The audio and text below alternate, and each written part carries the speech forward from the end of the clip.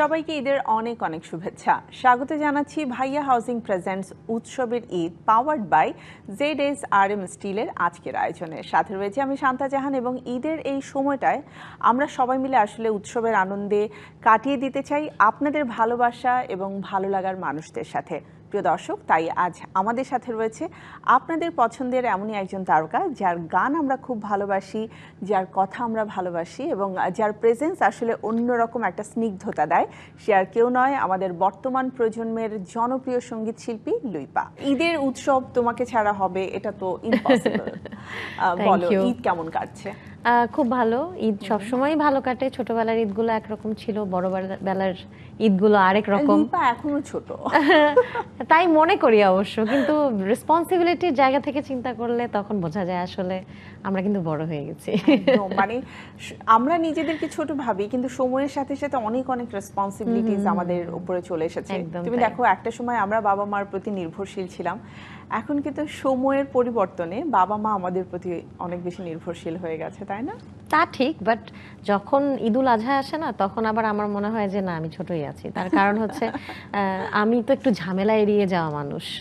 তো দেখা যায় যে ঈদের সব দায়িত্ব, সব কিছু, সব আয়োজন যা কিছু করতে হয় আর কি, সবকিছু আব্বু আম্মুই সামলে নেন।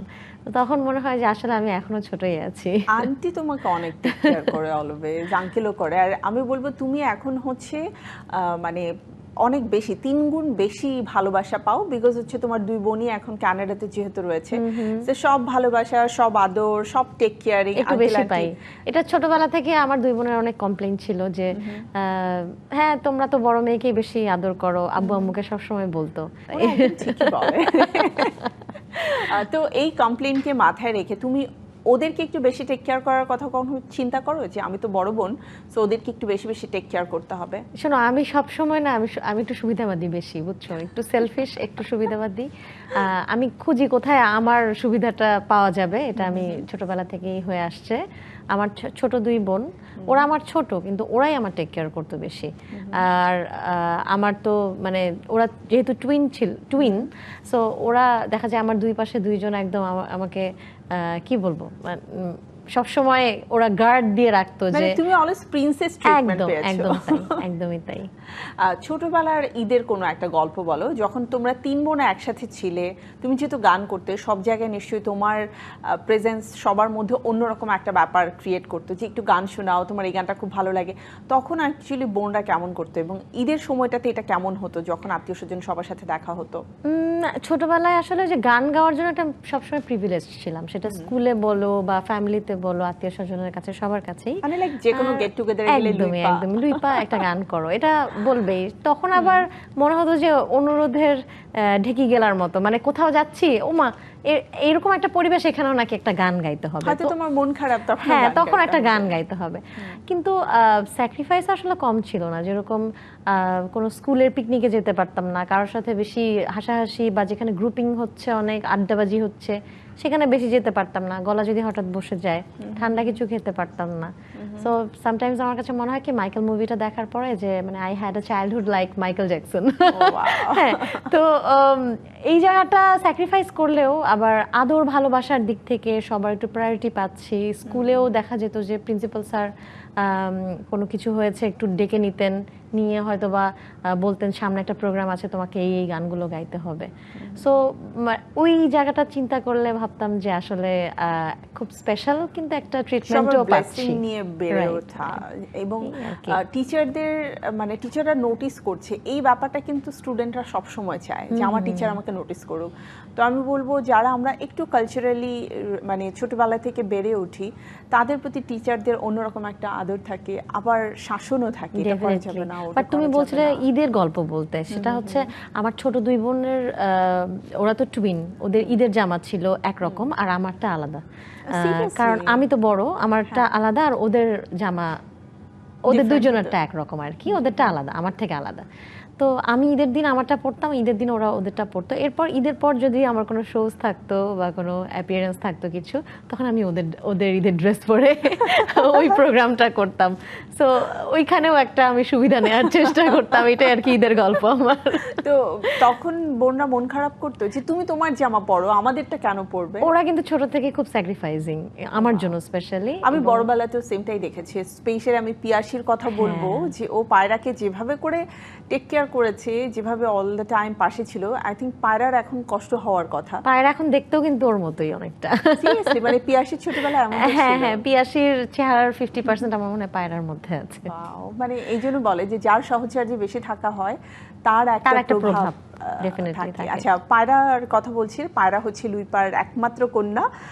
পায়রার বয়স কত হলো? পায়রা ইজ গোয়িং টু বি 8, ও এখন 7.5 চলছে।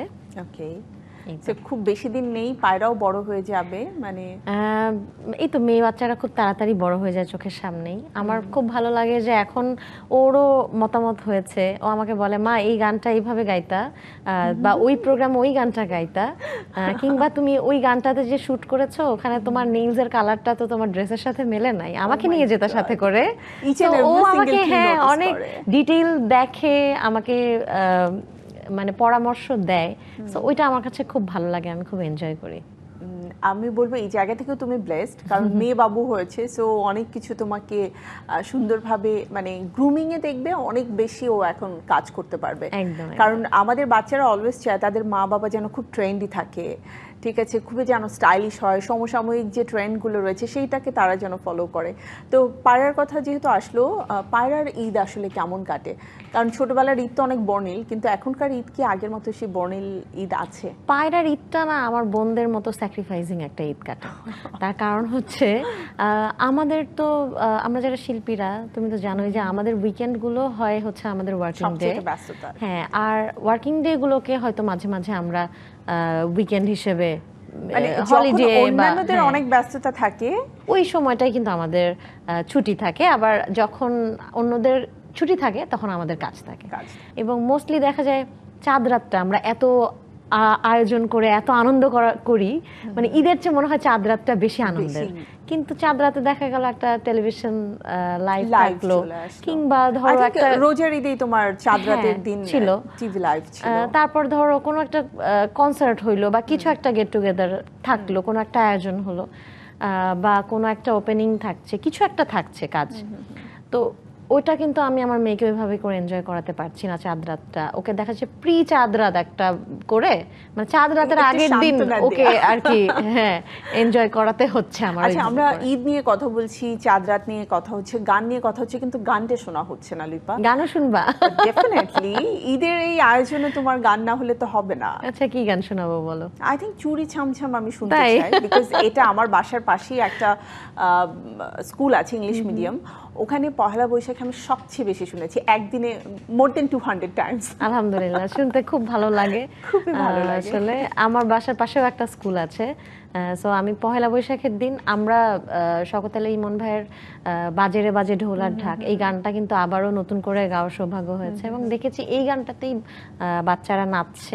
আমি আমার বাসা থেকে শুনেছি, পাশাপাশি চুরি ছামছামও বেজেছে ওই দিন। কোইন্সিডেন্টলি আমি জানি না, এই বৈশাখে এই দুটো গানই আমি বেশি শুনেছি। চুরি ছামছাম একটু শোনাতে পারি।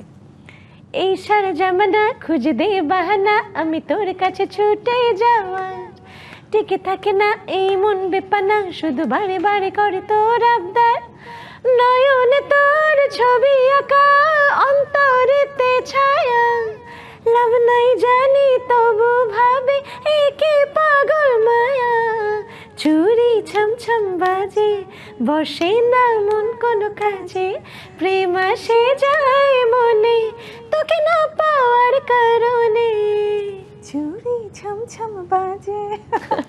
চুরি ছামছাম শব্দ থাকতে থাকতে আমি ছোট্ট একটি বিরতি নিয়ে আবার ওয়ানটায় ফিরব। চলো। প্রিয় দর্শক, আপনারা রয়েছেন আমাদের ডিবিসির ঈদ উপলক্ষে বিশেষ আয়োজন উৎসবের ঈদে। আমরা ছোট্ট একটি বিরতি নিচ্ছি, সাথেই থাকুন ডিবিসি, দেখা হচ্ছে এখনই। আবারও স্বাগত জানাচ্ছি ভাইয়া হাউজিং প্রেজেন্টস উৎসবের ঈদ পাওয়ার্ড বাই ZSRM স্টিলের আজকের এই অনুষ্ঠানে। প্রিয় দর্শক, কথা বলছিলাম প্রিয় সঙ্গীত শিল্পী লুইপার সাথে। আবারও ফিরছি আড্ডায়, আর এই আড্ডা নিশ্চয়ই আপনাদের খুব ভালো লাগছে। আমার তো খুব ভালো লাগে যে লুইপার কণ্ঠ যখনই আমি শুনি আমার কাছে মনে হয় যে আমি রেকর্ডেড ভয়েস শুনছি। ওরে বাবা। মানে শীত, গ্রীষ্ম, বর্ষা সব সিজনে আমাদেরকে ইনডোর এবং আউটডোর বোথ কাজ করতে হয়। তারপরেও নিজের ভয়েসটাকে সবসময় এই যে সুন্দর রাখা, এটা নিয়ে আসলে কিভাবে কাজ করো? আমি কিছু টিপস নতুনদের জন্য জানতে এক্সট্রা কোনো চাই। এফোর্ট আমি দেই না আসলে, সত্যি কথা। আমি প্রতিদিন আমার মনে হয় আমার রেয়াজ? জেনারেশনের সবচেয়ে ফাঁকিবাজ শিল্পী হচ্ছে আমি, কারণ প্রতিদিন সময় করে ভাবে রেয়াজ আসলে আমি করি না, সত্যি কথা যেটা। কিন্তু হ্যাঁ, আমি 24/7 আমার মনে হয় মিউজিকের মধ্যেই থাকি। সবসময় এটা ওটা গুনগুন করে গাচ্ছি, করছি, গান শুনছি।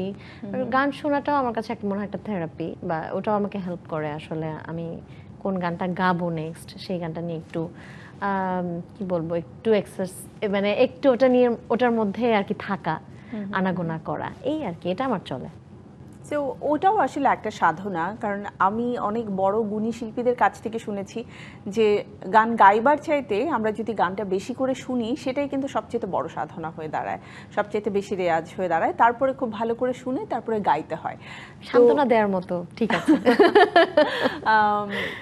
যার মা এত ভালো গান করে, মানে পায়রার কথা বলছি, সেই পায়রা গানের প্রতি কতটা আসক্ত?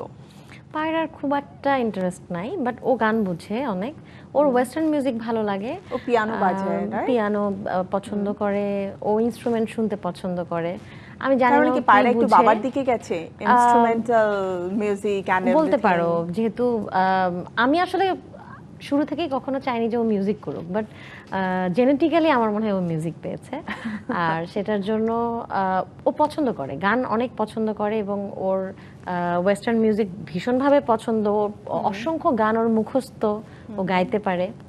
এই শুধু ক্লাসিক্যাল গানের প্রতি ওর একটু ভালোবাসা কম। মায়ের তারকা খ্যাতি তোমার সন্তান কতখানি উপভোগ করে? আমার কাছে খুব ভালো লাগে যখন ও ও যখন প্লে গ্রুপে ভর্তি হলো স্কুলে, তখন ওর ফ্রেন্ডদেরকে আমার সাথে পরিচয় করিয়ে দিত যে look, this is my mom, she is the singer of our country. এই কথাটা যখন বলতো তখন আমার খুব বেশি ভালো লাগতো, এবং আমার খুব প্রাউড লাগতো যে আমার মেয়ে আমাকে এত সুন্দর করে পরিচয় করিয়ে দিচ্ছে। ওই ব্যাপারটা আমাকে আসলে এখনো খুব ভালো লাগে। আবার আমরা কোথাও বেড়াতে যাচ্ছি, তখন আমাকে জিজ্ঞেস করবে যে এখানে কি তোমার কোনো শোজ আছে, আমরা যেখানে যাচ্ছি ওখানে তোমার কোনো শোজ আছে। সো ওই যে ওর ভিতরে ব্যাপারটা বসে গেছে যে আমার মা একজন পারফর্মার, একজন সিঙ্গার, সে যেখানেই যাক না কেন সেখানে ইদার তার একটা কনসার্ট থাকবে। হ্যাঁ, লাইক ওখানে গেলে এক্সট্রা একটা প্রিভিলেজ আমার মা পাবে। এই ব্যাপারটা আসলে ওরা তো ছোটবেলা থেকে ওভাবেই প্যাম্পার্ড হয়ে বড় হয়েছে। কারণ আমার মনে আছে পায়রা হওয়ার আগে এবং পায়রা হওয়ার পরে যে সময়টাতে এত পরিমাণ শোজ আমরা একসাথে করেছি, যে পায়রা কিন্তু তুমি যখন স্টেজে থাকতে ও হয়তো কারো না কারো কোলে ছিল, হয় আমার কোলে অথবা তোমার কো আর্টিস্ট যে থাকতো তার কোলে থাকতো, কারণ ও কারো না কারো ভাগ্নি। আমার তো মনে হয় যে মোস্টলি ও সাব্বির ভাইয়া, প্রতীক ভাই আর তোমার এই তিনজনের কোল শেয়ার করেছে অনেক বেশি। অনেক বেশি। আচ্ছা, ঈদের দিনে তোমার বাসায় কোন রান্নাটা মানে হবে, স্পেশালি আমরা যদি কোরবানি ঈদের কথা বলি, কোন রান্নাটা মাস্ট? শোনো, নর্মাল রান্না তো হয়, মানে পোলাও, মাংস, পায়েস, সেমাই, এগুলো তো আমরা সবাই খাই, এগুলো আমাদের বাসায়ও হয়। কিন্তু একটা ডিফারেন্ট খাবার আমাদের বাসায় হয়, সেটা হচ্ছে ঈদের দিন দুপুরবেলা আমরা ভাত খাই আলু ভর্তা এবং আরো কিছু ভর্তা সাথে রেখে আর কি। ধরো এটা কিন্তু আসলে ডিফারেন্ট। হ্যাঁ, কোরবানি ঈদের দিনেও যদি দুপুরবেলা আমরা গোশ খাই, তার সাথে আবার ভাতের সাথে আলু ভর্তা থাকবে, অন্য একটু ভর্তা থাকবে।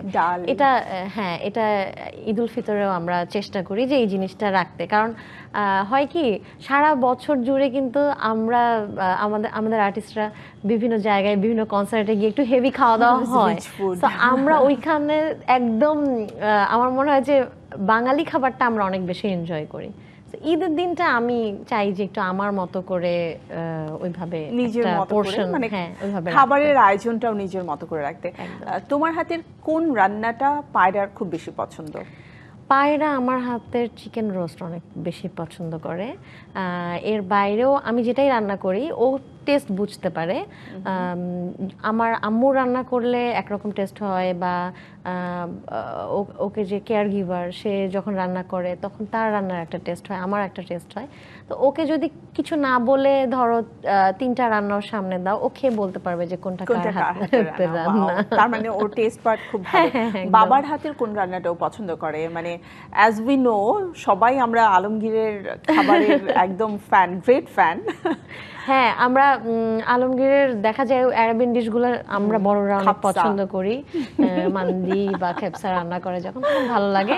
বাট পায়রা ওর বাবার হাতের যেগুলো খুব তাড়াতাড়ি রান্না করা যায়, ফাস্ট ফুড টাইপের আইটেম, যেরকম স্যান্ডউইচ বা চট করে একটু বাসায় নুডলস করলো, বার্গার করলো, ওই জিনিসগুলোও খুব পছন্দ করে। এবং পায়রাও কিন্তু রান্নাঘরে খুব আনাগোনা করে।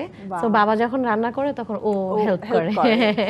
তার মানে ওর রান্নার প্রতিও একটা ঝোঁক ওর ফ্যাসিনেশন আছে, এবং স্কুলেও ও একটা কুকিং ক্লাব করে। Wow. সো ওখানেও আসলে ও অনেক ডিশ, ছোটখাটো ডিশ শিখেছে।